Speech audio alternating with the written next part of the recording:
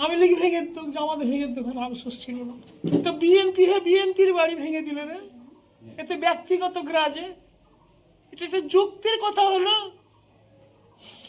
আমি ৭৭ সাল থেকে দল করি, সাজান সাহেবকে ফোনও দিলাম, কই এখন পর্যন্ত কিছু সারা সৌদা পেলাম। এখন ওরা মুহূর্তে কিছু বলার ইয়ে দেয় বাবা। আসল কথা আমি পারছি না নিজকে সামনে, কেন যে ঘটলো কথা হলো, ঘটার একটা যুক্তি থাকতো, কিছু থাকতো, বাইরে থাকতো, আমি বেরিয়ে দিতে পারতাম। আমাকে কিছুই ভালো লাগে না। আল্লাহ স্বয়ং যদি থাকে আমার বিচার আমি পাবো দেখতে।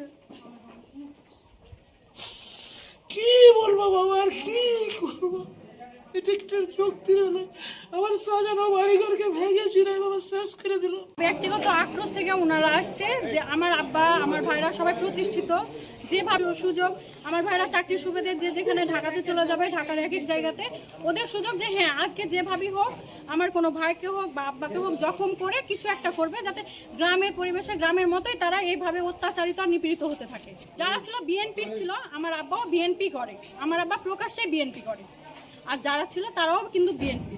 তাদের একটা ব্যক্তিগত আক্রোশ যে আমরা বিএনপি করছি, আমরা আমাদের মতো মার খাচ্ছি, ঘুরে বেড়াচ্ছি, তারা কেন প্রতিষ্ঠিত হবে, বাইরে থাকবে। সেই ইটখানে আমার ভাইয়া ফেলে দিলে, আর আমরা ভেঙে আমরা কি মারছে, ঘরে সামনে যাইলে টিন গালা আকাম করেছে, কারখানা জিনিস আকাম করেছে, ভালো ভালো জিনিসকে কেন করে হারা বাহির হবো। ইট ছিল, লাঠি ছিল, তোমার বড় বড় কাতা ছিল, এম মেম্বার দেখে দিছে, এম মেম্বার নিজে দেখে দিছে, ইশারা দিচ্ছে।